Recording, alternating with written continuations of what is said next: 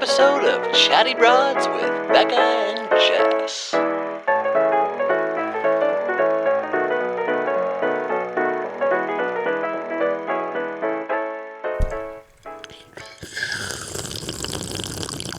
Oh, happy Friday. It's Friday. Everyone. Friday.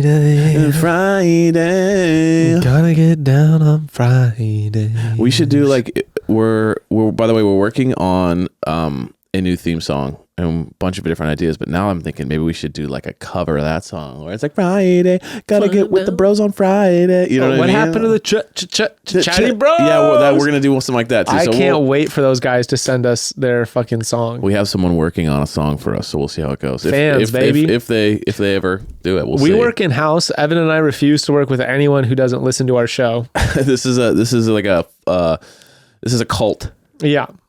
Welcome to it. Welcome to the cult. Dude, how was your weekend? How was your life? How was everything? It was all good. I had an idea. I wanted to go brief before that. You ever listen to other podcasts where they like explain what the podcast is for like anyone listening for the first time? Like every episode starts where they're like, hey, like this is the podcast where we talk about whatever and this is like who we are. And I was like, we really don't do that. Well, because we have nothing to say. What would we say? Hey, what's up, guys? Welcome to the Chatty Bros. We are offspring. We are a stepchild of the Chatty Broads, and what we talk about is different stuff, and then also talk about the Bachelor franchise. Yeah. And it's like maybe I don't know, but welcome to it. Here we go. Welcome to it, man. No structure, absolute craziness. We're so crazy. Welcome to our brains. We're mental. It's like those memes, you know, they're like, they throw a rock and they're like, you're insane. That's us like, oh my God, we're talking about that. That's the show. Dude, buckle up. Buckle up, dude. Get ready because this is a wild ride for you. Broads, this season of The Bachelor is a doozy, I hear. Listen, could you listen to people talk about and dissect and analyze Clayton's season all day long? Well, if that's the case, check out Bachelor Happy Hour, which is full of exclusive interviews, episode recaps, and more. I'm sure Bekah Kufrin will have some amazing insight for the remaining episodes, like the fantasy suites, the top two, the women tell all. If you watch The Bachelor, then Bachelor Happy Hour is a must listen. And if you want to hear the person being talked about the most at that very moment in the season, you know Bachelor Happy Hour is going to have an interview with them. You can listen to Bachelor Happy Hour on Apple Podcasts, Amazon Music, Spotify, or you can listen ad-free by subscribing to Wondery Plus in Apple Podcasts or the Wondery app. Dude, our ladies had a birthday hangout trip. Oh yeah, that's what happened this weekend. They went away. What did you do? What did I do? Were you dad mode? Or were you? So I had, my parents had the kids because I had on Friday, we prepped for USA Climbing Collegiate competition at the gym. And then Saturday we hosted the comp. So I had to be. Oh, you were working. Be at the gym all day Friday and then all day Saturday. And then Saturday I went and hung out with Saturday night hung out with some of my friends, and then sick. And then Sunday was all dad day. Got it. Yeah. I was dad mode. Hard. Yeah, just dadding it up. What'd you and Ember do? Well, dude, we found this I posted about it, but we found this theater that had a theater that had like a straight up kids play place jungle gym inside the theater. What? So bean bags, slides, tubes. And they just had a movie going at the whole time? So it was like the main theater, and then to the right of the theater, they had built along the wall like this crazy jungle gym thing. So the way it would work was for 30 minutes before the movie starts, the kids are playing. So Ember met like two friends right away, and they're playing for like 30 minutes and they're hanging out. Then the movie starts and everyone has to get off. And they sit down and watch the movie. Then halfway through the movie, there's an intermission where they can go play again. And then you watch the rest of the movie, and then you can play for another 20 minutes after. So I have yet to experience the kids' movie theater experience. Yeah. I've heard it's insane. But I think it depends on your kid. Like Ember loves movies. So she's like, honestly, it's like, she's just like this. She loves it. She's locked in. And if you know Ember, you know she very rarely slows down or stops. So it's one of the only times in her life. That and swimming, right? Yeah, swimming and movies. She's like, that's when. Well, swimming, no, because then she's swimming and I have to like watch her the whole time and like swim with her. So I'm talking about the times where she's chilling. Yeah. Like if you go say, Ember, go play by yourself. Here's some toys. She goes, cool. She's back in 13 seconds. And she's like, hi. She's like, hi, what are you doing? And I'm like, what? Played with them. Oh, dude. I go, Ember, I'm going to go use the restroom. Play with these toys. 13 seconds later. What are you doing? And I'm like, what? I'm going to the bathroom. She's like, okay. Comes back 20 seconds later. How much longer are you going to be in there? It's the worst. And then you're hiding. You know, you're just hiding in there. You're not even going to the bathroom anymore. You're just like chilling. But but when it comes to the movies, dude, she loves it. She locks there, and that's the only time the body stops. But are there other kids in the theater that are just going absolute ape shit? So this is the vibe I got. So I went. For some reason, it wasn't busy. The time slot in the movie that we went to, it just wasn't busy. There was probably like 8 people in the whole theater, so it was chill. But those 8 kids made some good noise. So I'm thinking, you know, if this was a normal like big movie that just came out and there's like 100 people in there, like it would be chaos. So I don't probably recommend. Probably a midweek movie's good. One of the funniest like movie experiences I had is just making me think when we went to go see, I forget which Harry Potter movie it was, but we were in high school and we went to the like day, like the premiere day that the movie came out. Not like the premiere of Harry Potter, but day one, the opening day. Okay. So like there's a line to get into the theater. We are all like, we're just shitty little high school kids. Like we bought like Harry Potter costumes. We were in like the cloaks, lit off our ass going in to see Harry Potter. And it was like kids and their parents everywhere. And the movie starts and I didn't realize how involved like all these scenes in the movie were going to be. But I remember the very first scene, Malfoy comes out, the whole movie theater, like all these kids are like, boo! They're like throwing food at the screen. It was like this whole thing of like, we're all just gonna like shit on Malfoy. And I was like, dude, this is tight. Like, go to a bunch of movie with adults and everyone's like, quiet. Right. But it was like involved. It was like clapping when the thing happens and screaming when the good guy gets beat. It was like a big party in there of like, we all love Harry Potter. Can't wait to see Harry Potter. So you didn't grow up in a Christian household? No. So you didn't get to experience, and broads, I want to hear you guys' thoughts because this was so crazy and so a part of like if you grew up in a religious household in like the early 2000s, late 90s, was at a far too young age going to see The Passion of the Christ. Oh, yeah. Talk about involved, bro.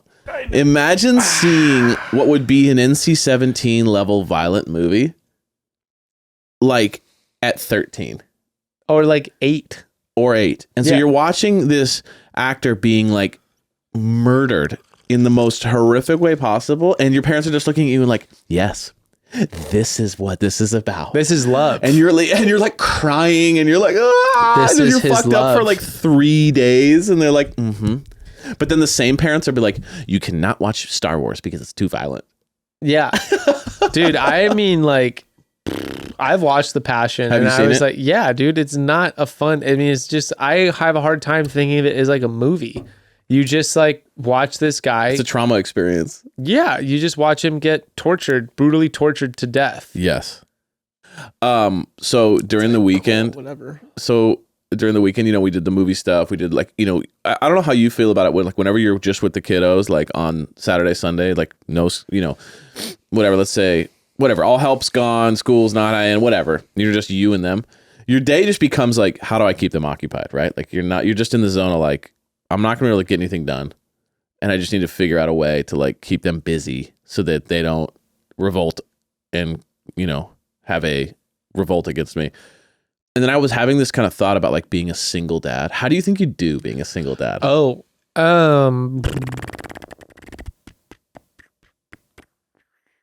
I have no idea.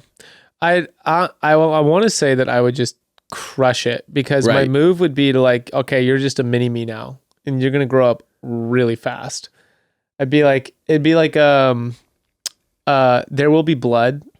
You know, when he's when he's got the kid. this is my son. Right. This is a family like business. An evil person. And he just takes him to all the business meetings, like, and the "This is kid's what we're just in doing." all of the meetings. Yeah. And no matter what conversations being talked about, you're just like, you're in there, you're quiet, and you're just listening, observing, and learning. And be like having Ruth and Frank in there. While they're just ripping everything to pieces. Yeah, but I mean, single dad, I feel like the goals of like parenting, like what you're talking about, of like you're just trying to keep him occupied, I'd have a really hard time sticking to like the goals that we're achieving right now, which are like, you know, our kids watch probably like an hour and a half of TV a week. Wow, that's really good. And they're only allowed to watch Thomas the Train Engine, the original series, not like the new spinoff. So it's all the model trains, Zaboomafoo and Mr. Rogers. Those are the only TV shows they're allowed to watch. And if it's not one of those things, I put on construction videos, like 2-hour-long construction videos on YouTube of like dump trucks just moving like an obscene amount. Just like 2 hours of dump trucks getting loaded up with dirt. Wow. And then Frank, like, you know, it's the kind of TV where they are literally only occupied for like maybe 7 minutes. And they're over it. And then they just like pick up their toys or like go outside. That's good. Yeah. But I'm like, it's also really slow paced TV. So it's like really relaxing. It's not hyper stimulating. No, I don't want them to like actually enjoy TV. Got it. That's good. Okay, broads, interrupting the bros. I think everyone pays some attention to what they're eating, but when is the last time you paid attention to what you're cooking your food in? The answer is never, maybe not often. At least that was the case for me. I used to look for the most nonstick options available because I wanted the easiest cleanup possible. But then I found out just how bad traditional nonstick pans could be for you, and I switched up real quick to Greenpan. Okay, so here's the thing. Yes, nonstick can be convenient, but like Jess said, it can also be so bad for you because most nonstick pans are made with plastic coatings that turn toxic when they get hot. But everyone likes a nonstick pan, which is why the founders of Greenpan made the first ever ceramic nonstick cookware. It's nonstick that's non-toxic. So when you cook with ceramic, no harmful fumes are emitted in the process. Heat is conducted evenly, and you can cook with less oil or butter, and cleanup is a breeze. So what you're saying is that it's the perfect pan. Yes, okay? yes. Okay, that's what I thought. I actually got a set from Greenpan this past Christmas, and it changed the way that I cook, okay, and eat. I can now cook any meal in any pot or pan and not worry about what other chemicals I'm getting along with my meal. Greenpan is the best, and it's truly nonstick. Listen, I have bought many other pans that claim to be nonstick, and then they work like 25%. Cooking eggs on them is a nightmare. A nightmare. When I started using Greenpan, I was amazed. And I'm not great in the kitchen. And it was fantastic. It blew my mind. Okay. And also the aesthetic. Gorgeous. The pans are gorgeous. Healthy Gorgeous. cooking is about more than just the food you make. It's the products that you cook in too. So right now, Greenpan has an exclusive offer just for Chatty Broads listeners. If you go to greenpan.us and use promo code Chatty, you'll receive 30% off your entire order plus free shipping on orders of over $99. Whether you buy one pan or a whole set, that's 30% off. So head to greenpan.us and use our promo code Chatty. So I don't care if you are Bill Gates or whoever. Time is money, baby. Time is money for everyone. So why would you waste one single second doing things that you don't need to do, like standing in line at the post office? There's really no reason to waste time at the post office ever again when you use stamps.com. That's right. Everything you would typically do at the post office, you can now do from your own home computer using stamps.com. From basics like printing official U.S. postage and scheduling pickups to more complex tasks like comparing shipping timing and rates among different carriers, all things shipping are a breeze with the help of stamps.com. You're even going to save money every single time because you're going to get access to discounts that you can't even get at the post office, like up to 40% off USPS rates and 76% off UPS rates. I've used stamps.com for so many things in the past year, like sending birthday gifts to friends and family, sending in tax documents, and of course, sending back returns from an online purchase gone wrong, okay? Whatever tasks I have, stamps.com makes it easy and simple to complete complete. There's no special equipment needed, no supplies you need to order, just your home computer and a standard printer, and you'll be up and running in minutes. Stop overpaying for shipping with Stamps.com. Sign up with promo code CHATTY for a special offer that includes a 4-week trial, free postage, and a digital scale. No long-term commitments or contracts. Just go to Stamps.com, click at the mic at the top of the homepage, and enter code CHATTY. Yeah. Do you feel like that takes extra work on you? Like in that, like, do you feel like, because like, TV can definitely be a babysitter. I think yes and no of like, I think it's like your patience with like hearing your kids complain or like cry, where it's just like, sorry, just go do something else. Go outside. Like, go outside. There's chickens, cats, you have a rabbit now. Do you go play with your animals outside? Like, go do something. I don't know. I'm curious about this because I have one, you have two. Do you feel like the two really helps with the kind of like they're entertaining themselves? They're not dependent. Yeah, they don't look to me. Because that's where I really struggle with Ember is like, I feel bad because it's like, there's this level of like, I'm working, Jess is working, we have her and she does such a good job. But at the same time, there is this level of like, when you have someone else to like entertain you or to like fight with or love or, you know what I mean? There's a little bit more of like a ecosystem there versus the one like before. I guess she was still so young. You didn't really have a lot of like. Well, that's what I was gonna say too. Is it's hard to compare because like Ruth just turned 3, so one of the things like I've been trying to be more conscientious about is connecting with her. Yeah. Like, so like if I'm spending my time with her, I was aware like a lot of the times it was like what you were talking about of like I just want to make sure you're having fun. And that like you're being entertained in a way or like we're playing games. But I was also like, you can talk now. And I'm kind of like curious, like what you're thinking about stuff. So now like when I'm in the car with her, it used to just be like, oh, put on whatever's just going to keep her quiet. Now like I won't put on music for a little while. And I'll just like, if I pick her up from somewhere, I won't just be like, oh, what'd you do? I'm like trying to get her to be like, what'd you think about that?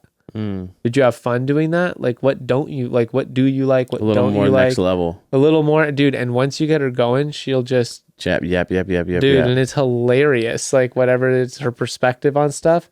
Half of it's like unintelligible. Sure. But she's got a thought and she's like really like, trying to emote on this like thought and just like get it out. Dude, Ember's at this age now where it's like, she's like basically she's 25. Yeah. She's 6, but she's 25. So it's like all her isms are no longer those isms, the 3-year-old isms where it's like, and I really like that I saw this butterfly, right? It's so innocent and beautiful. Now it's like, she'll come back from school and be like, I'll be like, how was your day? She's like, good, but not good for Jesse. And I'm like, wait, what? She's like, well, I got in trouble 3. Like she's like into the gossip of school and stuff. And she's like, it was good, but definitely a bad day for the teacher. Or, she's kind of like, I don't want to say it, but someone's struggling. Like she's like kind of like not gossip, good gossip, but like she's just kind of like interested now in the social dynamics. So she's just a little bit like, ooh, like Ruth is Ruth is very much in that like she'll just repeat stuff. So like, remember we were having this conversation about having to kill our rooster. Yeah. Which we don't want to do because our rooster and the hen are like inseparable. Okay. They like literally are like joined at the hip as they walk through the yard. Yeah. And like we have new chicks, so we were trying to like, you're supposed to isolate them with like a hen at first. So we did that, and the hen like wouldn't even pay attention to the chick. She was just like running against the cage. She was like, I didn't say I wanted kids. I'm just like hanging out with my trying to get to the rooster, and the rooster was like running in circles around the cage trying to get to her. But the problem is like roosters, when they cross a certain age, get aggressive. They get really territorial and protective. Or like they'll try to spur the kids, or like they'll like beef up, like flare their stuff, like their wings at you and like charge you.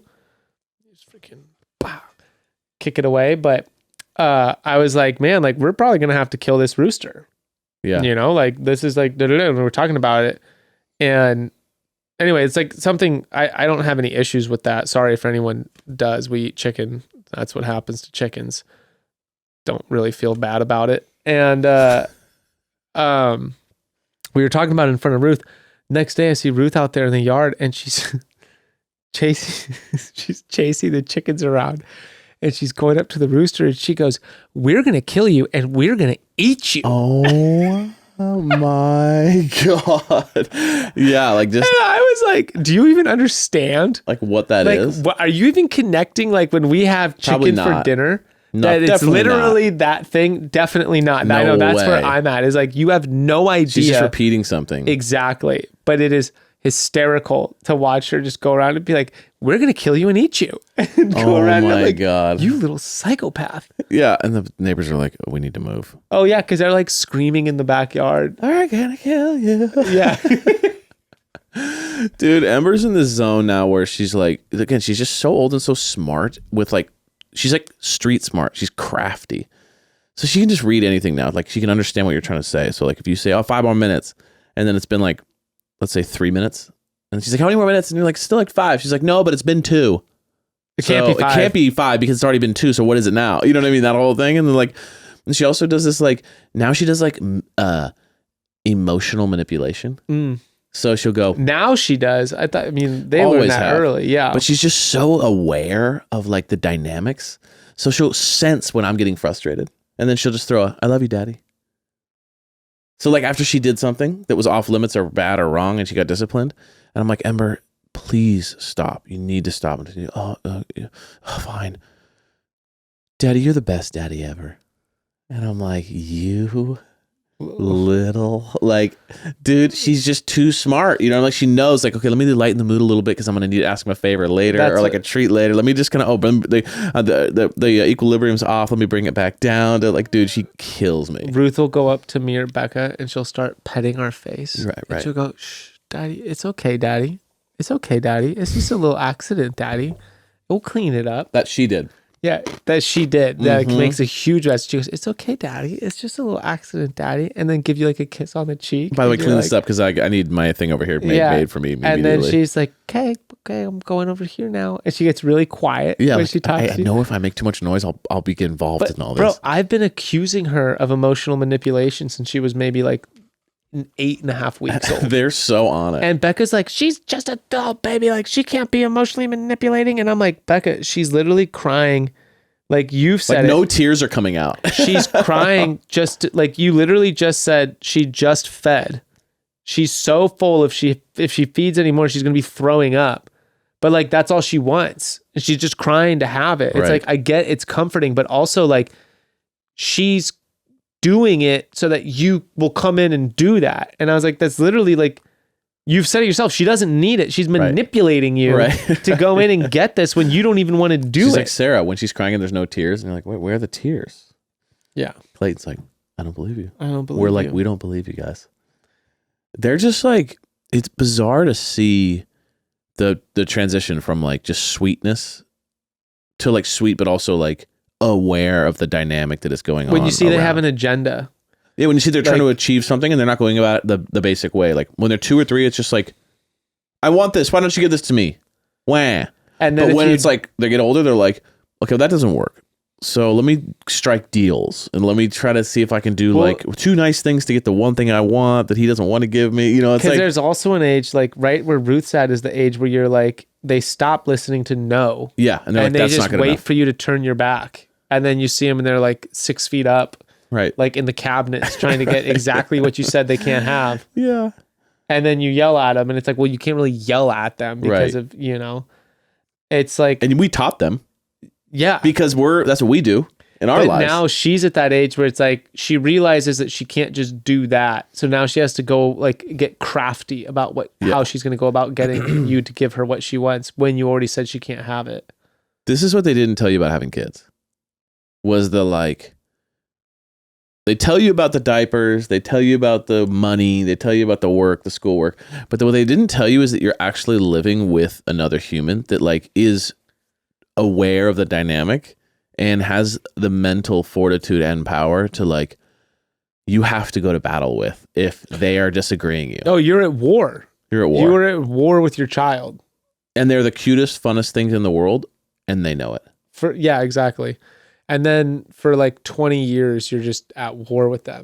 Well, that's the common enemy. Yeah. We don't be just talking And about the common as enemy. we continue, that period of time where you're at war gets longer. Yeah. because our kids get more and more dependent because they're just getting softer and weaker. I like how you're saying that like we were like, you know, in the fields, like, bro, we you were know. expected to be out of the house and not returning at 18. Sure. Literally, the like conversation now is 25. Like, what is that? When the hell did that happen? Things are more expensive Here in That's LA. True. That's true. Like Not now, anywhere else. But like that's another thing too. Like our parents could buy a house. It was like 6 bedrooms for like $150,000. And now like that house is $3 million. It's like we can't. There's big expectations. Dude, completely that different. concept of like what you're looking at, like, I mean, and even in Long Beach, when I'm looking at like what houses are going for It's just like now it's like the starting price for listing a house is like $640,000. oh, and that's like and for it's a condo. 2-bedroom, 1 bath, 675 square feet. Condo. There's a house like standalone. And that's Long Beach. Long Beach for the longest time was like a place to get a deal. Mm-hmm. Versus like That is a deal. right, but I'm saying like that place 4 miles up north of you in Manhattan Beach is $2 million. Totally. You know what I mean? It's just crazy. And if you go out to like Altadena, you get an acreage. Dude, did you hear about that guy that speaking of money, did you hear about that guy that won the lottery twice in 3 years? No. Yeah. His quote was, "I'm still trying to spend the first 10 million." What do you mean still trying? Like he got a lottery ticket for like a couple years ago and he won 10 million bucks and then he did it again like a week ago. I could literally spend $10 million Tomorrow. so fast. But Not maybe- even tomorrow. Give it to me right now. I'll have Tonight, it by gone tomorrow morning, it's gone. before this podcast. While we're recording, I'll have spent it. If you won the lottery, because like, there's obviously different types. Like he won the 10 million. There's like the 250 million. And you I know don't. what I don't mean just like buying one big extravagant. No, you mean like spreading You it can give out. me a list. Be like, oh, you got to buy 1,000 things. Well, Spend $10 okay, million. all right, I'll do it. let's No say- problem. Let's say right now, let's each do this. Okay. We buy a lottery ticket. We scratch it off. Okay. 20 million, 10 million each. Mm-hmm. No, let's make it a little more. You're not allowed to buy a house. $50 million each. You're not allowed to buy You a can house. buy anything you want. $50 million. It's $100 million. We split it down the middle. What do you do with your 50? Well, this is no taxes, right? You get the 50 million. Yeah, like We just for the have- sake okay, of I've got the 50 for the million. sake of the thing, it's 50 million in cash. Boom. 50 million's mine. Yeah. Here we go. Here we go. Okay. Okay. So this is where it gets interesting. Okay. This is where it gets interesting. We're gonna open up a few different accounts. Okay. Counts. We're gonna get a few different Swiss accounts. banks. We're talking like with that kind of money here. We're talking like private. We're talking private security interests. We're looking. Okay. I'm looking at space. We're looking at this We're stuff. looking at space. I'm looking We're at looking into space. I'm looking at investing into whatever Bill Gates is investing in. We're looking at magnetic launch systems. I'm going to be talking about that stuff. I'm like, what's space trade going to look like? I'm going to invest in whoever's going to commodify This the isn't space 500 colonies. billion. This is 50 million. Okay, part of it's going to go into I'm something looking like into that. Part of it's going to go into something like that. I'm going to buy a sick watch. I'm Oh, gonna what get. kind of watch are you I gonna don't get? actually know if I want to watch, but I'll think about it. Maybe think about some chains. I don't know what it is, but chains are just hilarious to me. I think, and I know you're but not like a big watch guy, though. pendant chain. Well, I Like do. you don't like this watch that I have. I you like think this is watches. I lame and keep douchey. You breaking- like leather watches. I do like a leather strap, but I keep breaking my watches. That's one reason I don't wear them. So we're already off the watch. Yeah, but I've got some serious. I'd do some business investments. If I had 50 million, I'd probably spend 40 of it smartly, and then I'd just be like $10 million boys trip to Vegas. Let's go. $10 million boys trip. Who knows, dude? Like what? That's how you go to Vegas. Hell of a trip. You don't want to go to Vegas. I mean, if you want to spend a lot of money really fast, Yeah. go to Vegas. Yeah, because then you can gamble. You can do $20,000 hands. It doesn't make any sense. Right, yeah. right, And you're right, obviously, right. if you have that kind of money, you're not going to be like, oh, I want to find, you don't go in and be like, go to Harrow's and be like, where's a $5 blackjack? It's before 5. I know there's a $5 blackjack. You're only table. doing high roller tables. No, you're going to be like, oh, I'm going to do this. And all of a sudden you're going to be like, well, I've literally been in Vegas for 17 minutes. I've spent played $850,000. Yeah, I played 8 hands of blackjack. My first cocktail is in here, and I'm like $200,000 down. right. You'd be like, what's happening? But you know what would be hilarious though is if you do all that and then you make 10 million last minute. So now you're up 10 million, you have 20 million, you walk away and you're like, oh again. shit, now I didn't spend it. Dude, we sat. So Bekah and I were in Reno, and I was like, we didn't play any tables when we went to that restaurant for her birthday, but because she was feeling ill. We were going to, but in the airport on the way out, I was like, we have to go and play like electronic blackjack. Right, you just got to do it. And I was like, I'll make money like comparatively. I was like, I'm gonna put $20 in, and in you're betting quarters. Yeah. I had $40 in like fucking 10 minutes. Did you keep playing or did you cut out? I got up and went to the bathroom. She lost it. And let Beck. She fucking lost all of it, dude. She was down. You're playing a quarter a hand. And she lost it all. In the time that I walked like 4 gates down. So like, this is not a long walk. It's No, like it's literally 5 minutes. 2.5 minutes. Right. Went and peed, washed my hands. Money's gone. Come out. She's got like $7. And I was like, what did you do? And then she's like, you gotta get. I was like, cash out. We go to a different machine. Because that's how you gotta do it. You gotta switch the machines up. They get smart. You gotta get the I got the us luck back going. up to even, and I was like, "We're out of here, dude! Like, Like, you're like the we're last. outta here. You're the last person I'm taking to fucking Vegas. Are you kidding me?" I That's was like, funny. "What are you doing? Is it a tried and You true don't system? play my money. But you don't play blackjack like that. You played. There's rules to You were playing with blackjack. like a dealer, or it was like a thing? It was just a little computer. Where Oh, you're like just like computer deal blackjack. it. Got it. But the computers reward you if you know like what the rules of blackjack Yeah, are. normal, like when to hit. Yeah, Which is like, yeah, exactly. And it's a lot of the times it's Does like she just not know the game of like, blackjack, Oh, or if did- you no. Well, she does in the sense of like you want to get 21. She knows what 21 is. Yeah. Yeah, but it was like and like But the not idea of knowing like, the, like, ace when could do be I 11 hit? or 1. It's that It's like, stuff. okay, I have Most 16. people Do aren't I good hit at that kind of stuff? Yeah, right. Well, it's like, oh, dealer's showing 7 and you have 15. Do you hit? Right. It's like actually odds are you just stay right there. Right, exactly. You just Right. stay there and let them bust. And if well, the hard thing though I will say about the computer ones is that like you don't know if it's completely rigged, right? Because it is just a computer, so it can't. Versus like one-on-one with the dealer, you can at least just know it's like a straight up to some that's extent. why you have to know when to like when there's too much of a pattern, you just go and switch machines. Yeah, But for the first like 10 minutes, if you play by blackjack rules, like you can buy one of those little blackjack cards in Vegas, or you can just look up online of like statistically what you're supposed to do in every single scenario in blackjack. And what's amazing about Vegas and like the odds of blackjack, you can sit at the table with that card. And the dealer can deal you, and you can literally be like, I have 13, the dealer has this. Statistically, I'm supposed to do this, and literally just do that. right. That's not cheating, but it gives you the best odds. If you do that on the computer ones, I swear to God, for like the first 10 minutes, it just rewards you. And it's like, oh yeah, here's how you play. Got it. Because they're supposed to be like, there's a table etiquette on that. Table players, like if you're not playing at a full table of people you know really well, and you just sit down at a blackjack table and just start fucking doing whatever, Yeah. and you're not playing as like a team of people versus the dealer, like versus the house, people get super pissed at you. Right. And will like, want you to get up, and they'll be Sure. like, it's pretty aggressive because they're playing for money. They really care about it. Right. You're just trying to have a good time. Yeah. But like, yeah, you hit on that. Like you hit on 15 when they're showing something like, Pissed. oh my God, because you're Furious. taking You're their card. ruining the vibe. Yeah.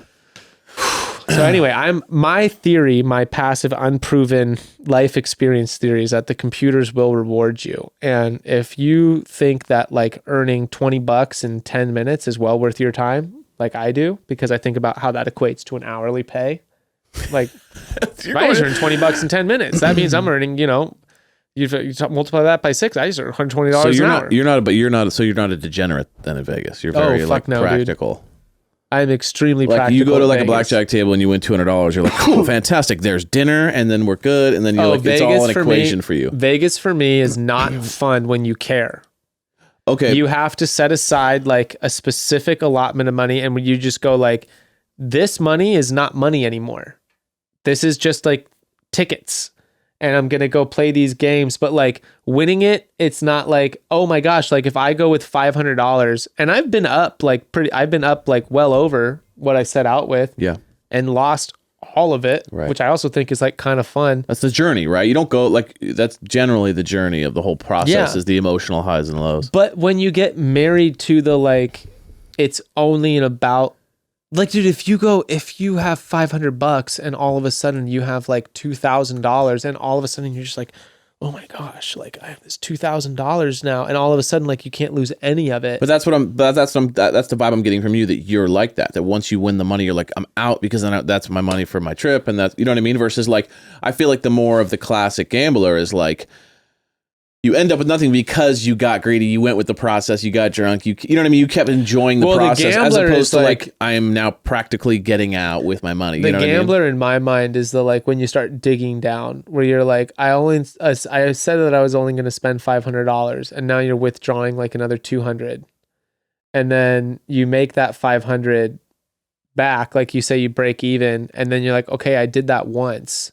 Let's do that again. I'm like, that's when that like starts to become like somewhat of a sick cycle. For me, it's like you just have your like, it's not about like, oh, if I'm winning, I want to get up and walk away. But I'm like, there's also, if you are up, you're doing something really wrong, like insanely wrong, if you just lose it that quick. Yeah. It's like, okay, sure. If you want to go play roulette, like that's fine. But like, I was just sort of like, what we just earned all that together. You saw what we were doing. Yeah. How did you just suddenly take over and crash this plane? Yeah. In like no time at all. Like what happened? How fast were you just playing hands? Right. That's where I get like confused. And it depends on the game, because I'm also like, part of it is like, it is expensive. So it's like, you have to have the freedom to like know that you don't play every hand. Like if you're sitting at a blackjack table, there's no rule that saying you have to play every single round. Gambling you can just with Gray. chill. Well, you know what Vegas is about? Free alcohol. And cheap rooms. Free alcohol and cheap rooms. So if you're going to spend, this is how I think about it. If I'm going to go spend $20 in Vegas, I'm going to get at least 3 cocktails before that $20 is gone. So it's all kind of like I'm saying, it's all kind of a part of the deal. There's an exchange value in there. Well, there you go. Okay, so a boys Vegas trip would be a part of it. That'd be a big part of it. If I extravagant. Yeah, let's get back on topic. This is about spending $10 million. Yeah, or $50 million. 50, yeah.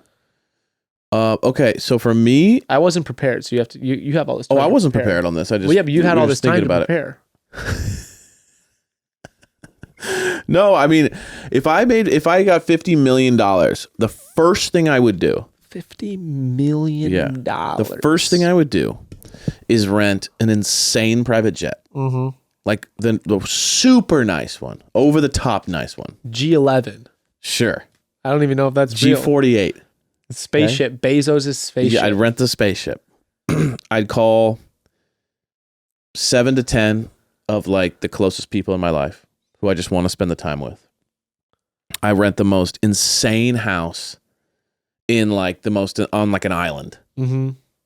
And we fly out to the island and we just have the most over the top trip ever. And for a while too, like weeks, like a month, maybe.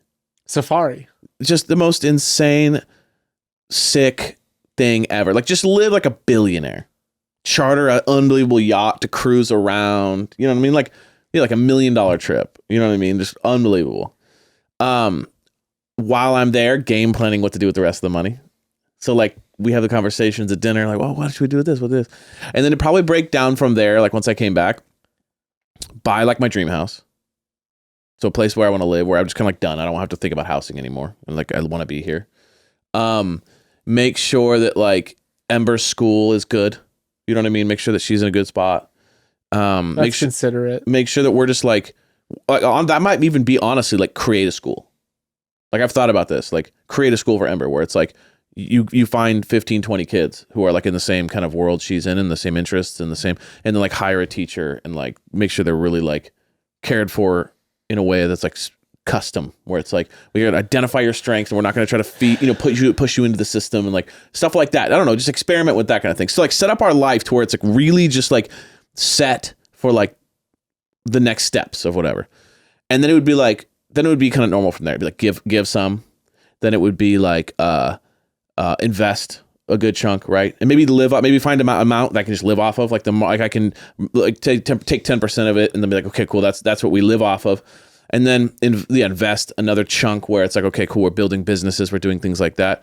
Like I said, humanitarian stuff. Take care of like family and people who are like, Okay, this is all just got Elevate that super stuff. lame. No, I want to take it back to. I want to take it back to listen. like, let's call Mike Tyson and be like, Mike Tyson, how do I blow a fortune overnight? I'm getting there. So then like that's a good chunk, that's like half.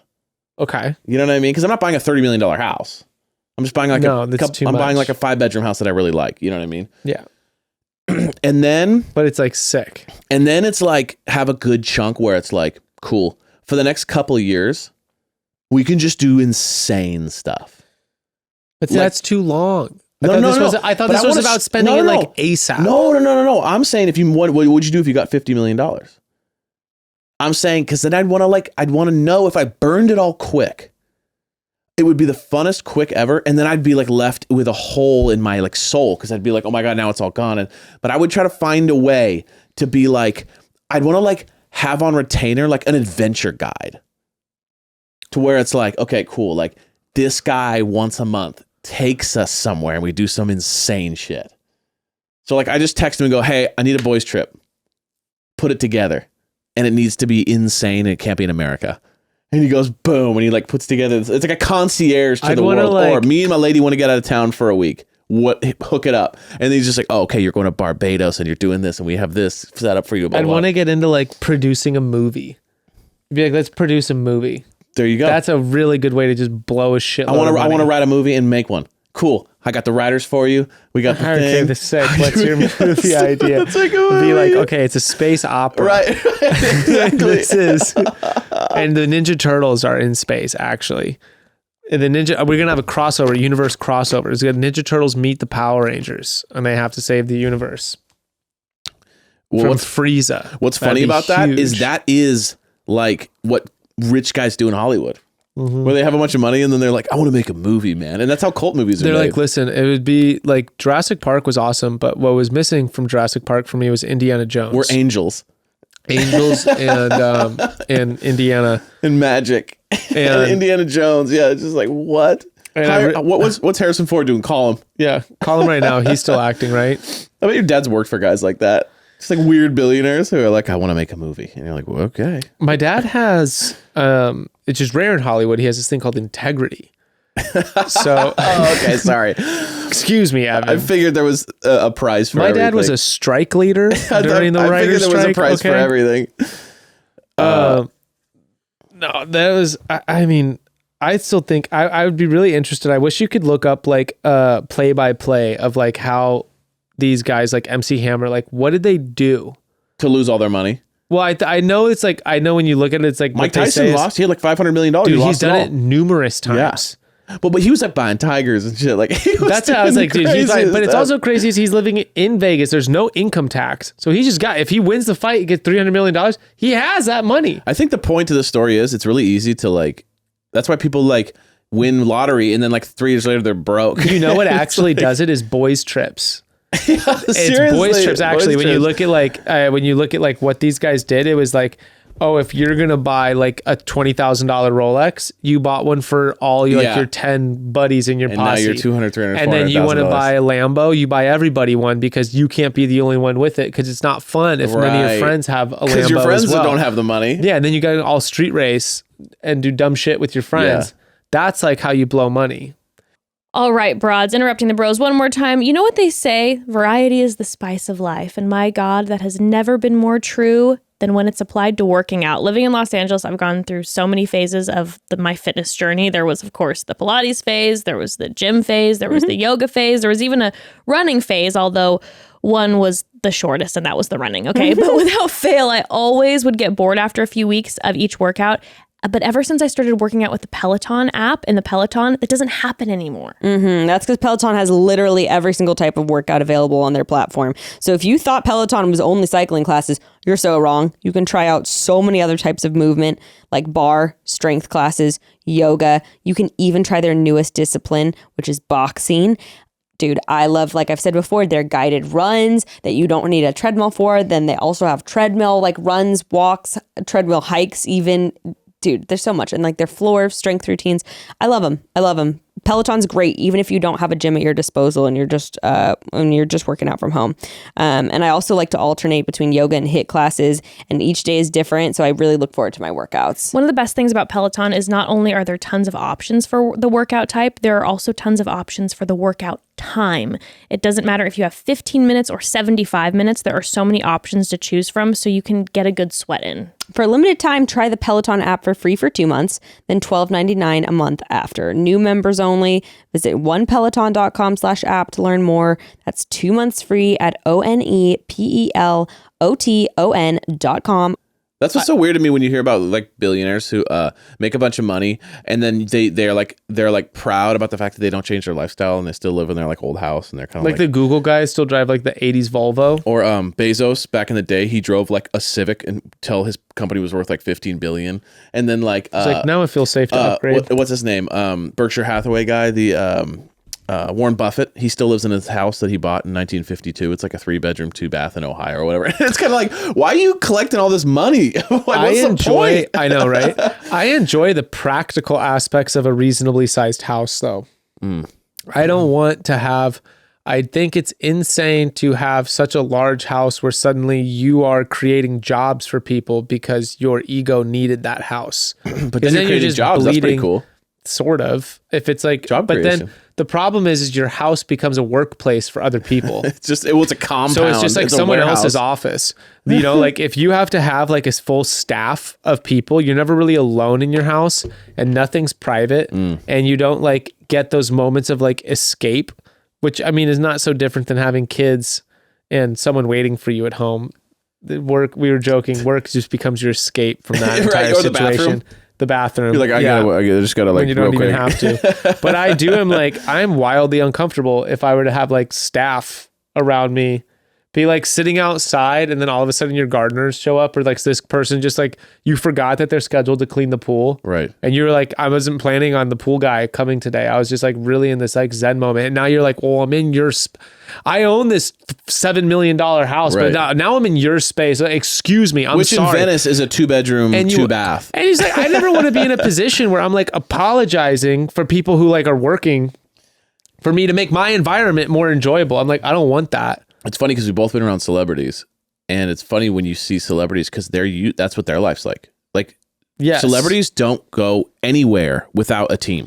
Like, you'll never see a famous actor, actress. You'll never see I think musicians, especially. But like all the musicians people way I work more with, so. it's like they come in and there's 4 people with them at all times. Actors- It's like a person who does like fashion stuff, the person who takes care of their personal assisting stuff, the person who takes care of their car. But it's like there's 4 to 5 people at all times living in their house, working with them nonstop. Like, are you good? Do you have your water? Are you okay? Cool. Make sure you get your lunch. Like they're just used to being waited on at all times. I really think It's that's bizarre. more musician thing. Okay. See, I'm Like, not around the actor. I'm around the music actor people. stuff I've seen are like More mellow. Well, yeah, way more so. Like they're just on the phone all the time. Like they'll be dealing with like, you know, I don't know. I haven't seen it as much as like when I've been around musicians of like full blown, like you never not have your photographer, There's always people. Who is it? Your Stylist. the manager who's like the TM, the tour manager. Mm-hmm. That ends up being like these crazy familial relationships where like those 3, the photographer / videographer, the tour manager, and the artist are like an inseparable trio. And they're that's also, like like, what makes everything actually And happen. they're always keeping you from making mistakes. They're always like the Completely ones that are like making shielding you, you. like all that literally stuff. like yes, that's exactly. And keeping your word. Yeah. Being like, you said you were going to be You here. have to go to this thing. You yeah. have And to they're do like, this. "Ugh, okay, fine. Yeah. Now I kind of like that idea. It'll be like just someone waiting on me all the time. That's totally different than being like the pool guy's here and you can't have pool party time anymore. How sick would it be though if you could be like, I'm hungry. Greg, fish sounds good. I think it, dude, You I'm have like, to go get it for me. it Holy shit, removes, that's I mean, crazy. like it's definitely not healthy for your brain. That's for sure. no. And I don't think it's even healthy for like enjoying stuff. Yeah. I think there's like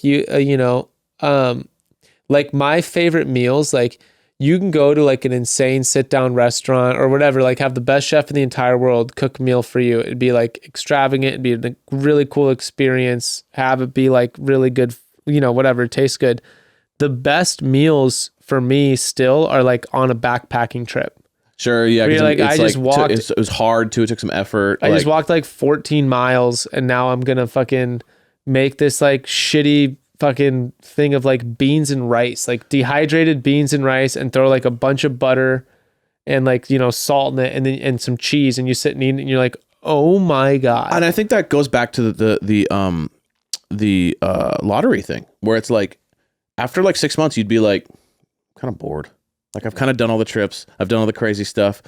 Let's go back to Gap. I kind of miss like selling life pants. being fun, you know. And that's what I tell myself when I don't win the lottery. It'd be like, let's go back, you know. Speaking of desensitized, we should get into this episode.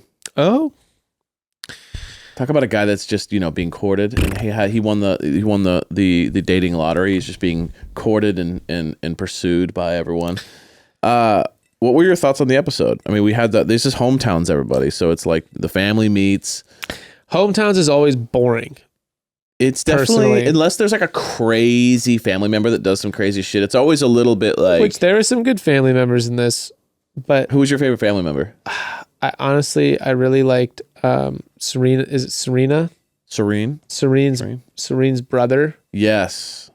And protective brother, Florida girl's dad. Dude, the dad was great. That was amazing. I don't like none of this. Like, I'm not. This is what I'm saying. Like, I'm old school here. What was he saying? He had some term. Like, I'm gonna if I talk to Rachel and she likes you, I'm gonna pat you on the arm. And I love that. Like I'm gonna shake your hand and pat you on the arm. That means you're good on my book. Like, I'm not gonna say, hey, I approve. I'm not gonna give you a hug. I'm just gonna give you a little pat. So he reminded me of one of my best friends that's coming to visit this weekend for this bachelor party. Mm-hmm. It reminded me of my buddy Eric. He's from Massachusetts, but it was like that in the first interview when he's like explaining like how out of control he is. When he's like, oh, he goes, I'm like, you know, she had a boyfriend and they got in an argument, and I asked her, I said, you want me to go beat him up? Yeah, it's very. And I was like, it's very wow, like, you're so scary. Yeah, no, it's very like unnecessarily like alpha. It's just like, bro, like just chill. What did he say? What's the first thing he said to Clayton? Clayton sat down. He's like, I don't like you. Well, no, I don't know if he said that, but it was like everyone in the house said he doesn't like anybody. Well, yeah, he doesn't like anybody. What would you do? What would you do going into that energy? He said,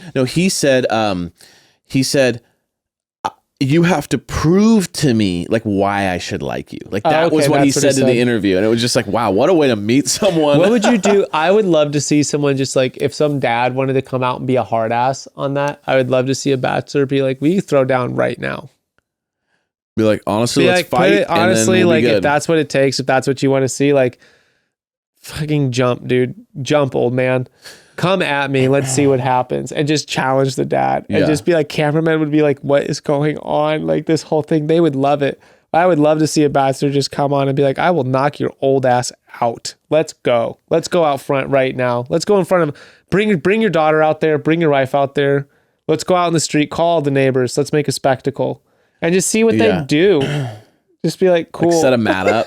Just go fully like, be like, I've been on this show. Boxing gloves. I've been on this show going crazy for like how many weeks. I don't need this shit right now. Yeah, just honestly, do it. I have a weird kind of like sick love for people that rage. Mm-hmm. Like when I see people like road rage, it actually does the opposite effect to me than make me angry. It actually does. I start laughing, which doesn't go well because that gets me more mad. But like anytime I'm in a situation where someone is like very angry for no good reason, so it's like Clayton. If this guy was like super mad at Clayton, like Clayton hasn't done anything yet to like cause him to be mad yet.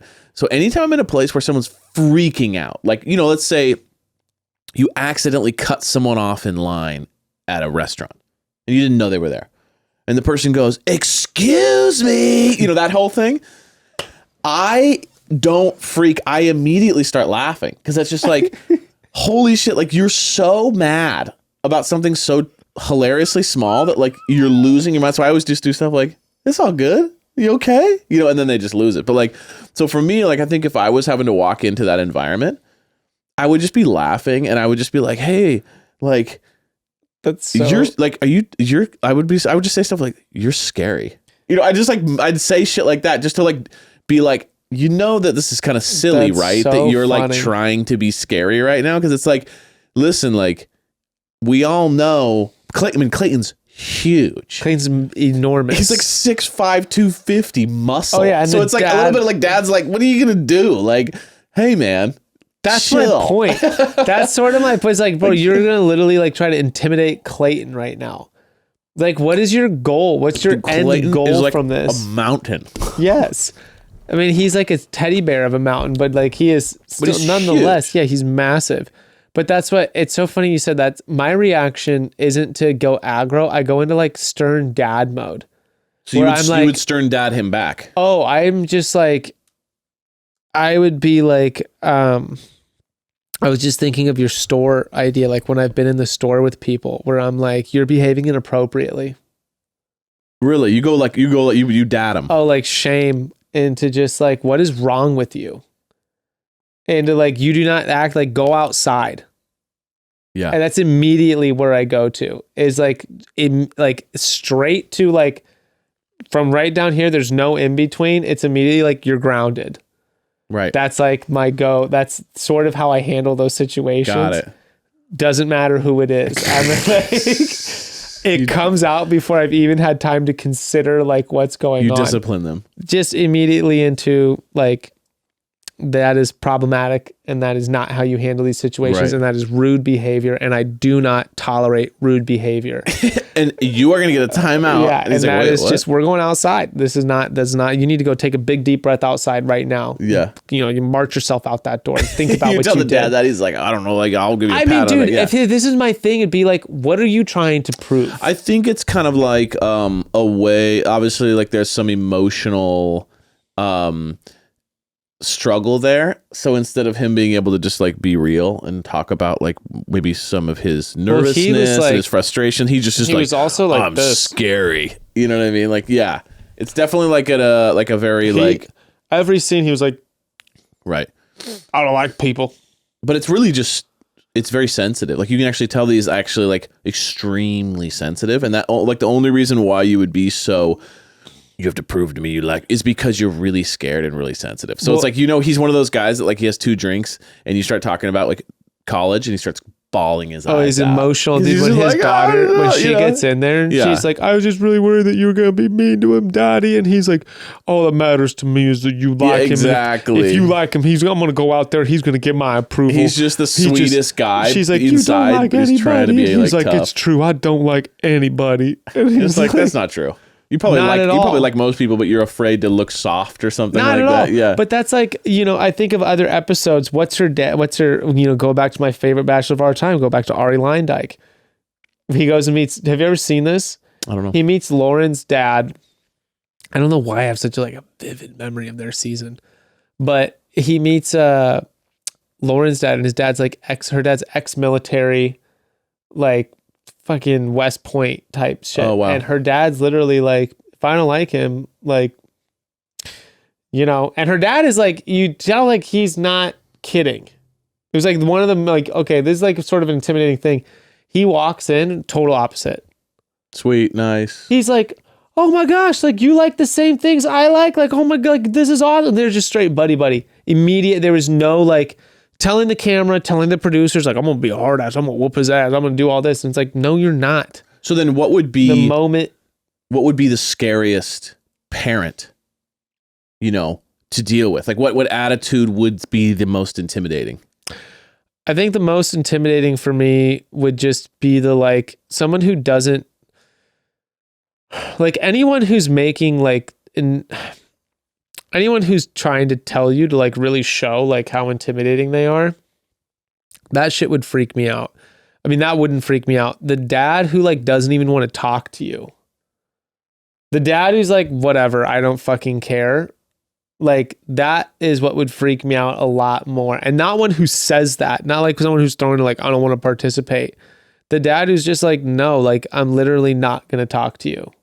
Because at this point, you're not anything, you're not anyone to this. And that's where it's like, what's even scarier is when it's like, if the daughter like starts crying or the wife, like everyone starts throwing a fit and the dad's just like not bending, you get this like weird dynamic that's also in that of like, them's the rules, you know, like dad doesn't want to do it or like moms are scary to me too.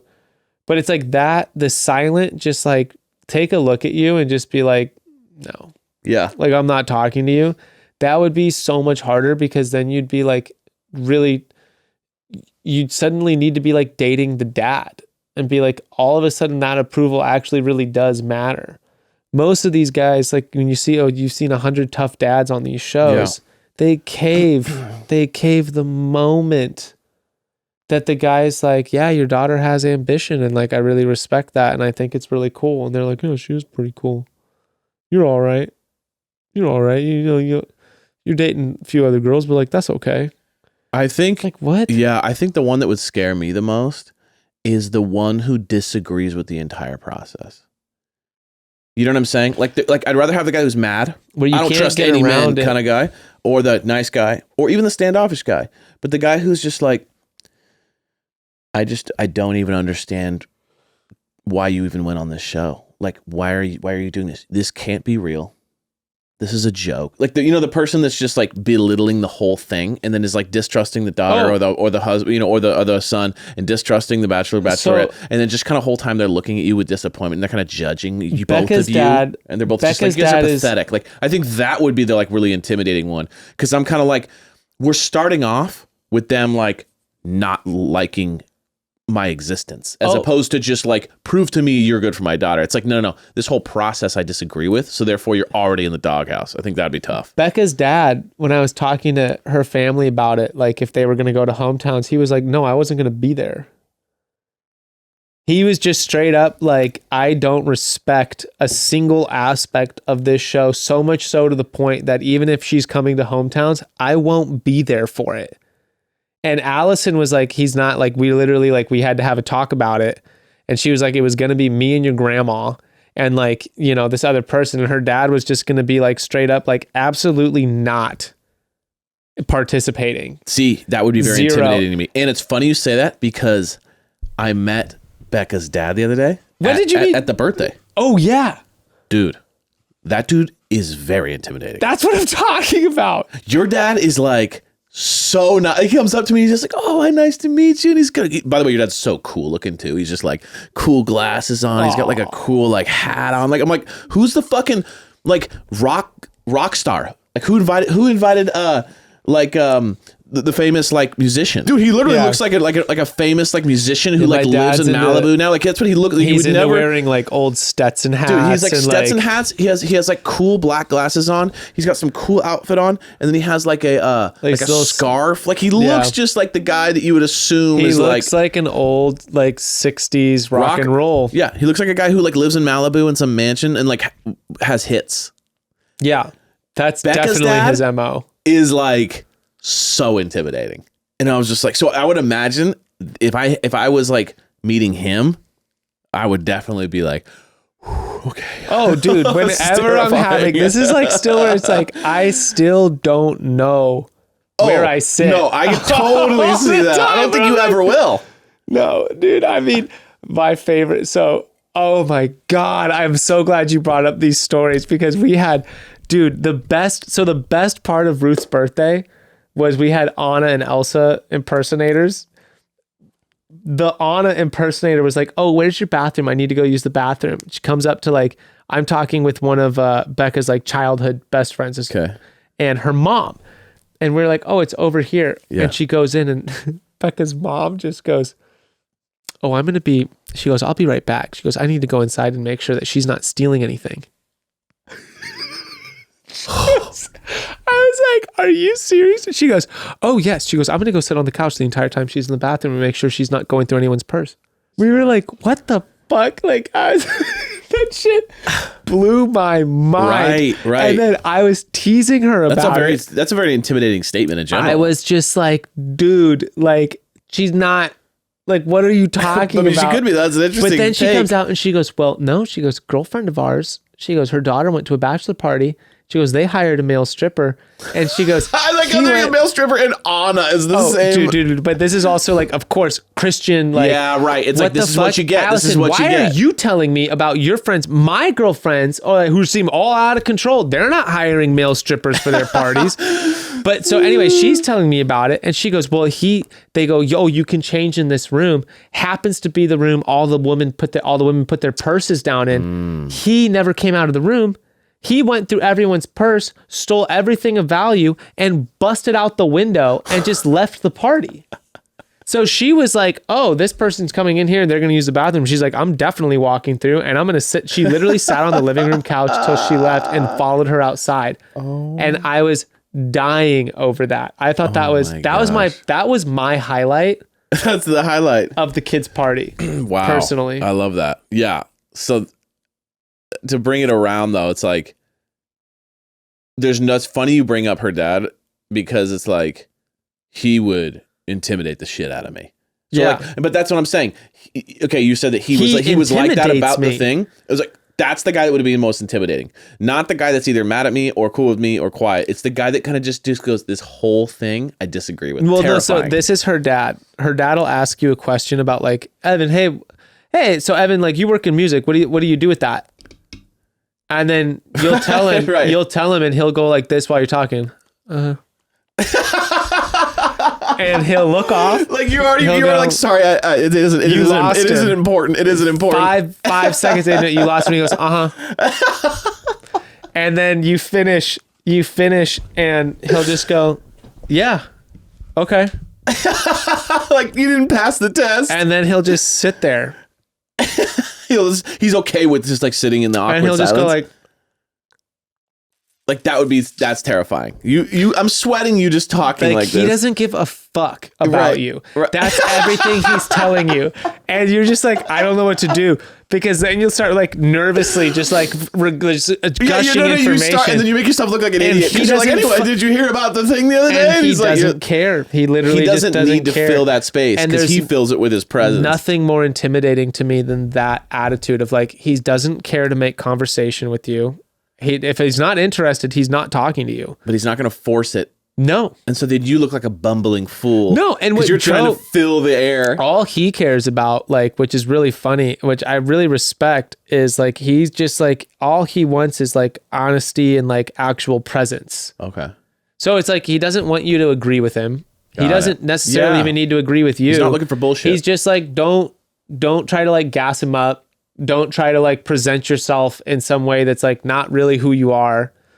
All this kind of, and it's like, you know, he's got mad respect if you're just like blatantly honest. Yeah. And you're just also like like, you know, he cares about like your actions and like, you know, sense of right or wrong and responsibility and those things. That means way more to him than anything else. But like just getting to know you through like conversation is like not. He'd rather be like, let's go do some physical challenges. That's what he's really into. It's hilarious, but I find that, dude, that's where like these dads that come on, it's like the most intimidating thing is just the dismissiveness. Be like, I don't actually fucking care what you have to say. So then who do you think had the best date or the best hometown? Honestly, because Serene got kicked off, so we could sense that. Which bummed me out though, because I really liked her brother. Yeah, I really liked the brother, but we could sense with him and her that like I think she's amazing, but I never felt the chemistry there. Do you feel Bachelorette it? Yeah, maybe honestly. Yeah. Like maybe she's Bachelorette 100%. She's sweet. She's hilarious. She is like great personality. I just felt like the only thing missing was like their connection. Like it just never felt there. I never understood it. And she is of course the one who we were saying last week too is like, where the fuck did the I'm falling in love with you come from? And then she goes, I was falling in love with you and now I love you. Oh yeah. And then it was like he just goes like, thanks. Yeah. You know, so you just tell it wasn't there. I'd say my two favorite dates were probably Gabby's got me a little emotional. And she's got like this likable charm that you I can't loved teach. her grandpa. Yeah, he's just kind of, he's like, oh yeah, Gabby's been a dingbat since the day we met her. Like they just kind of mocking, they're having fun, like, you know. But then they're talking about like the emotional side of her and when her dad showed up, which I didn't fully understand. Like kind of went over my head a little bit, like why her dad, he got some medical condition. No, his girlfriend has medical problems. So they had to be super, super careful about COVID.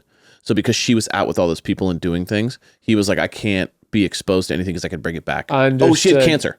That's why. So she had cancer. That's and why so he had the cards. He was like, I can't be hanging out with you or be around anybody because I could bring COVID back to my... I thought that whole section was really sweet in terms of like Hometowns is really about showing that familial relationships. I thought theirs was really, really strong. I also is it Rachel's the Florida pilot? Yeah. I thought her date of all of them, that is like being in the Florida Everglades is one of my biggest fears in life. Just actually, animals that can kill you and like... The entire place wants to kill you. Right. Like they're literally showing gators just by them. The size of that fucking spider. Yes. What is that spider? Why is that spider even there? It's not even it doesn't real. even seem like it fits there. It's like There's Disneyland. water moccasins and all kinds of other... There's pythons. Giant like pythons and boas and stuff like that just live out there. It's literally it is a Jurassic World. Like when you were going through there, like they're on the set of Jurassic Park. Yes, 100%. Except that's just Florida, where the most psychopathic people in the entire United States all live. Where it's like when you see it on camera, you're like, it's a beautiful paradise. The moment like you step into it in reality, you're like, why is it blisteringly hot and wet and there's all at the animals same that want to time? kill me. There's bugs the size of my fist, and I have like big hands, and literally everything wants to kill you, including the people. Yeah. Everyone's just fucking crazy. I'm just like, I don't like it. I don't like it. And they're in a see-through boat, except theirs was highly erotic. Oh, dude, they were date, just like, I felt like the sex was about to happen, dude. and they cut away from it every time they almost had sex. God. When she greets him, she's and like it was grabbing just like, his she's head like, and I his missed neck. you. And I was like, man, dude, I want whatever's like, I want some of that. whatever. I want to like go into like when we're starting a new couples therapist. Yeah. I want to just show that and be like, I want to have at the end of this is goals. This is how I want to be greeted. Dude, when she was I want like... to hood you and I want to be like, oh, I missed you and Dude, fingers in my hair. She was eating him alive. She was one of the creatures. Instead, eating him alive. Instead, mine is I walk in home. She's like, can you get dinner? Can you get dinner going? Can you get dinner going? I want hoojus when I come home. You know what I'm talking about? Hoojus are dope. Hoojus are dope. I wouldn't even mind giving a hooju. I like that she tried to reverse that. Let's do a hooju. Like doesn't have to be. Next time we do all of us let's do a hooju comp between Beck and Jessa. I mean, you like that? Bekah Jessa? Beck and Jessa. You kind of switched their names into each other. Yeah. It's Beck. It's my dyslexia. I like that. Cool. Bekah, chatty broads with Bekah and Jessa. With Beck and Jessa. And Evanston. And we're Dak. Grevin. And we're Dak with Bekah, Jessa, and Gavin and Enston. You just start sounding like your kids. And we're going to kill you and eat you. Yeah, I mean, Susie, to me, it's tough because it's like Rachel is the sex, like they have the crazy sexual chemistry. Gabby's like the fun. I think Gabby's really hilarious. Like she's really funny. I think that she's got a likability that you just can't. She's got just a funny. Her and Susie are on the same. They laugh. It's really fun. It's really like she's making jokes. She's like giving him a hard time. But my feel is like Susie's the wife. Susie's so safe. So safe and just so like classic, probably what he's used to. But she also has enough pepper and spice. Like dude, her thing when she takes him to the judo class, which she's a blue belt in. So by the way, like, what's a doing jujitsu professor? That was a little weird. I was that like, was like super weird. That was some like weird Midwest. That was like, dude, there's like professor of jiu-jitsu. There's like black belt guys who teach, but a professor, like he went to school. I don't know. It just felt weird. No, and by the way, the guy wasn't like Brazilian, so I also was kind of like, okay, how can you trust this guy? Like, Brazilian jiu-jitsu. Schooled in it. He'd probably whoop our ass. But I still felt a little. Yeah, it was very. It was very weird. There's this side where like Susie has that like sort of like prom queen or like whatever. That's kind what of I like mean. the thing. Like he's so prom king. But vibes. then she does the whole like she's like I said today's date was going to be about finding out whether or not Clayton liked to be choked.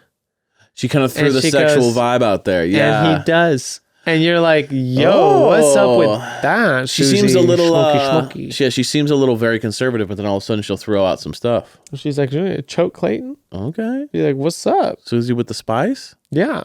Susie with Where'd the that come from? spice. So I think there's like Susie's the onion where I'm like, I don't. You're seeing layers. Yeah, it's not all out there. I thought one of the more interesting moments in this whole thing was actually Rachel's friend. Who was like, where do you think you fall though in those other girls with fantasy suites? Yeah. And he nailed it where he's like, girl, like it was the sort of like, where do you think you fall in this? Like, that's the real talk. That's the real talk of like relationship wise, like he's taking someone to fantasy suites just to get it on. You don't want to be that girl. Also, the parents are always out of it, right? They're always old. They've seen like a couple episodes of the show and they're like, oh, cool. But they're not aware of the dynamic. Her friend was like, I've seen a lot of this. I know the dynamics. This is a defining moment. Where do you think you fall on the sexual ladder? And it was like, oh shit. Like, yeah, there's like, no, that's a this is a really specific hard-hitting question that like can really in a question that they've all thought of, but like they don't want to talk about. I was really hoping that he would do a one-on-one with Clayton as the best friend and just grill his ass and be like, I'm super nice, but I'm not going to let you off because I actually know how this works. We're still guys. Yeah.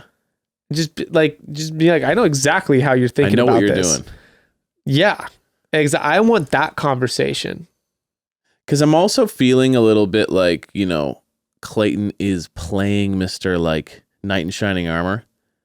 But I'm also kind of feeling like, I think this guy's kind of a player. Well, we're not feeling it. We know it. Clayton breaks the rules and he sleeps with... Right. But I'm just saying, even aside from that. Well, I guess he doesn't. I'm getting player vibes. They made it seem like he was sleeping with them before fantasy suites, but it's obvious now he slept with multiple people during fantasy suites. Oh my Which God. is what everyone else does. That's what the whole point of the show is, Clayton. Yeah, that's kind of if that's actually what happens, where it's just fantasy suites. That's Clayton in Toronto.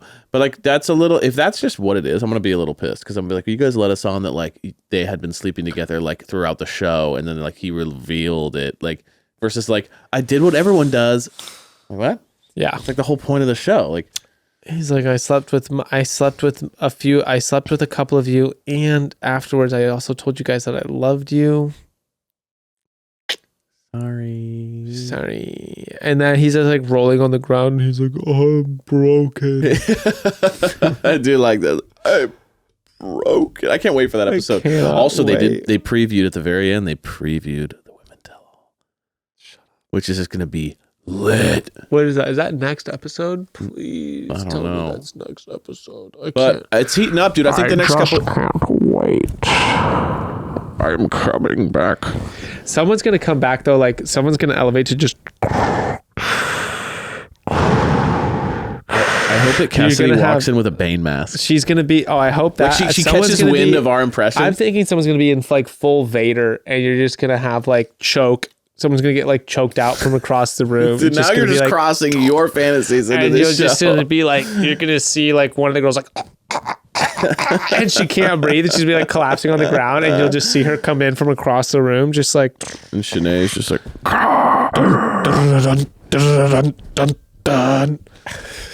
Be like, that'd be so sick. I'm excited though. Like the next like 3 weeks, right, with the tell-alls and everything, I think it's gonna really light up. It's gonna get popping.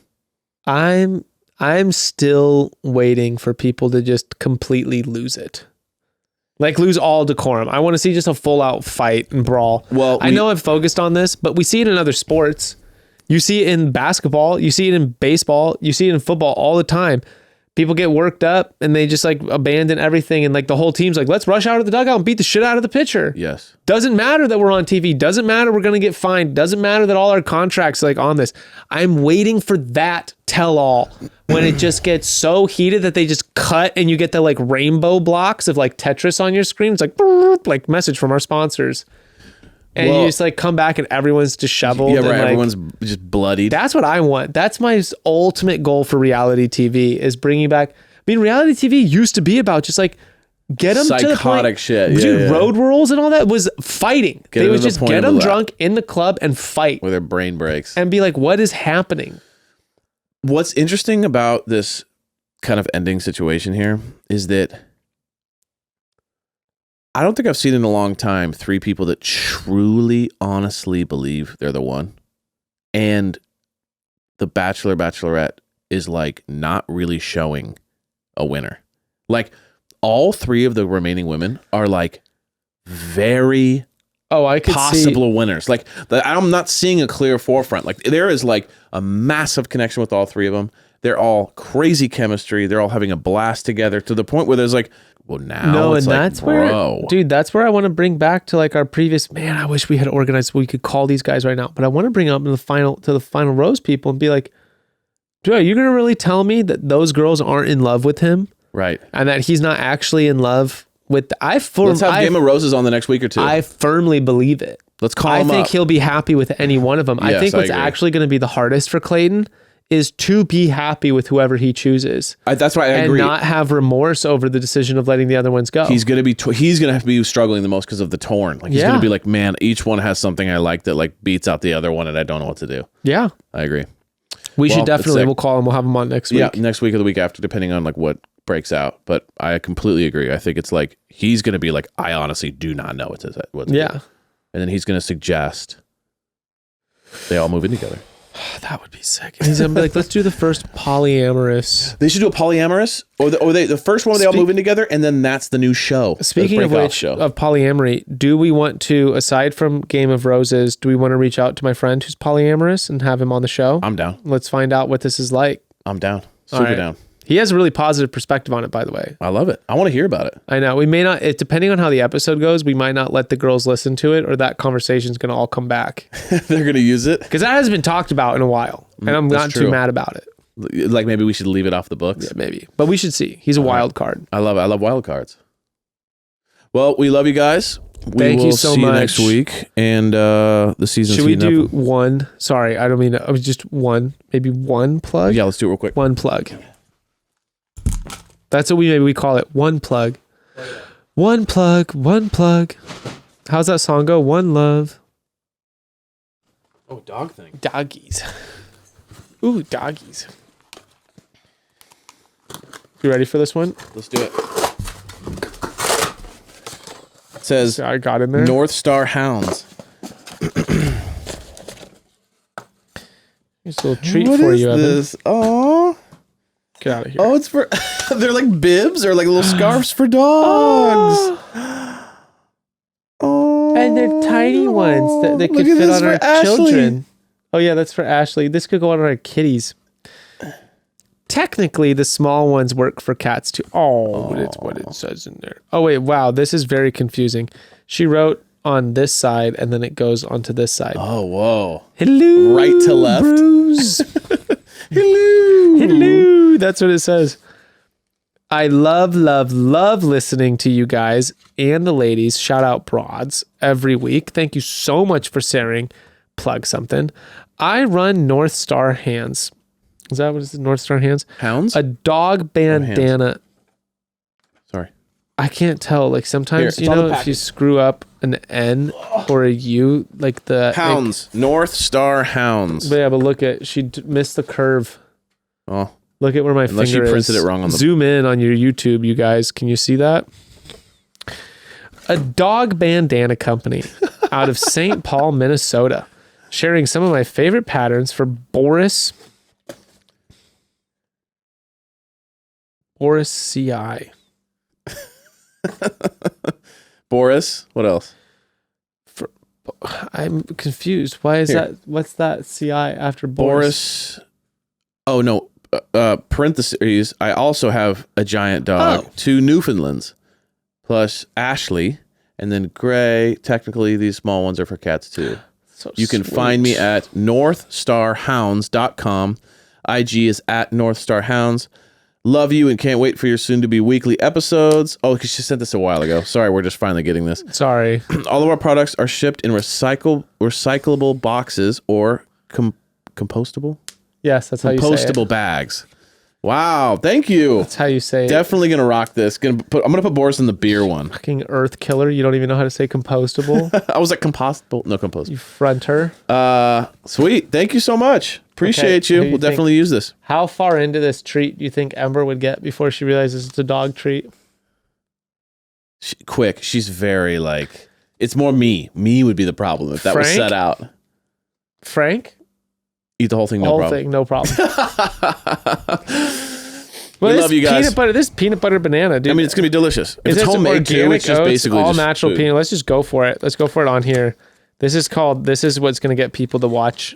This is how we get people to watch. We love you guys. We'll see you next week. Yeah. A little cheers for the Let's road go. out. Cheers, dog Cheers. Dog treats. Out.